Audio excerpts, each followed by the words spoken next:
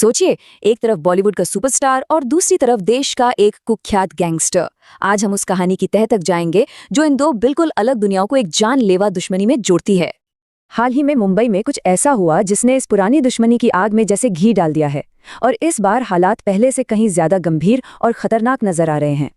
लेकिन सवाल ये है कि आखिर एक फिल्म स्टार इंडिया के सबसे खतरनाक गैंग्स में से एक के निशाने पर आया कैसे? चलिए इसी गुत्थी को सुलझाते हैं। तो सबसे पहले बात करते हैं उस हालिया घटना की जिसने इस पूरी कहानी को एक नया और खतरनाक मोड़ दे दिया है।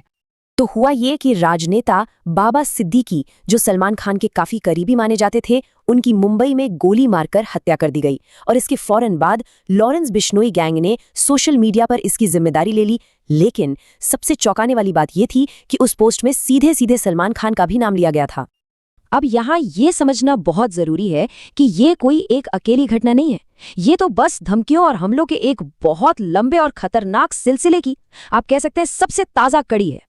जी हाँ, कई सालों से लॉरेंस बिश्नोई गैंग सलमान खान को अपना जानी दुश्मन मानता आया है। उन्हें लगातार जान से मारने की धमकियां मिलती रही हैं और यहाँ तक कि उनके घर पर भी अटैक करने की कोशिशें हो चुकी हैं। तो सवाल फिर वही है, आखिर क्यों? इस दुश्मनी की जड़ कहाँ है? इसका जवाब ढूंढने के लिए हमें टाइम में थोड़ा पीछे जाना होगा, पूरे 26 साल पीछे। और यहीं से शुरू होती है इस पूरी दुश्मनी की कहानी। एक ऐसी घटना जिसने एक कानूनी केस को एक जानलेवा रंजिश में बदल कर रख दिया। तो देखिए, कहानी शुरू होती है 1998 में। फिल्म हम साथ साथ हैं की शूटिंग चल रही थी और सलमान खान पर 2 काले हिरणों का शिकार करने का आरोप लगा। मामला सालों तक चला और फिर आया साल 2018। 5 अप्रैल को जोधपुर कोर्ट ने उन्हें 5 साल की सजा सुनाई। लेकिन सिर्फ 2 दिन बाद 7 अप्रैल को वो जमानत पर बाहर आ गए। और बस यहीं से इस कहानी में एंट्री होती है गैंगस्टर लॉरेंस बिश्नोई की, जो उस वक्त जेल में बंद था। उसने जमानत के ठीक बाद सलमान को पहली बार पब्लिकली जान से मारने की धमकी दी। और असल में यही वो मोड़ था, यही वो पल था जब एक कोर्ट का मामला, एक कानूनी लड़ाई सीधे सीधे एक आपराधिक दुश्मनी में तब्दील हो गई। लेकिन लॉरेंस बिश्नोई का इस मामले से क्या लेना देना? वो क्यों इस लड़ाई में कूदा? इसे समझने के लिए हमें बिश्नोई समाज की मान्यताओं को समझना होगा। बिश्नोई समाज, जो मुख्य रूप से राजस्थान में रहता है, अपनी प्रकृति और वन्यजीवों के प्रति गहरी श्रद्धा के लिए जाना जाता है। उनके लिए पर्यावरण की रक्षा ही उनका धर्म है। और इसी समाज के लिए काला हिरण यानी ब्लैक बक कोई आम जानवर नहीं है। वो उसे पवित्र मानते हैं, उसकी पूजा करते हैं, एक देवता की तरह। इसीलिए एक काली हिरण को मारना, वो इसे अपने धर्म पर, अपनी आस्था पर सीधा हमला मानते हैं। और बस यही इस कहानी का सबसे अहम पहलू है।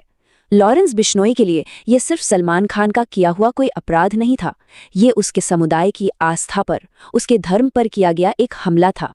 तो चलिए वापस आज पर आते हैं। धमकियां बढ़ रही हैं, मामला और संगीन होता जा रहा है। तो क्या इस दुश्मनी का कोई अंत है या ये आग और भड़केगी? लॉरेंस बिश्नोई ने एक टीवी इंटरव्यू में अपनी शर्त बिल्कुल साफ कर दी थी। उसने कहा, उसे बीकानेर में हमारे मंदिर में आकर हाथ जोड़कर माफी मांगनी होगी, तब हम इस बारे में सोचेंगे। और यहीं पर आकर यह पूरा मामला रुक गया है। एक तरफ है लॉरेंस बिश्नोई की सीधी मांग कि सलमान मंदिर में आके माफी मांगे, और दूसरी तरफ सलमान खान ने इस पर पब्लिकली कोई भी रिएक्शन नहीं दिया है। एक तरह का डेडलॉक बन गया है।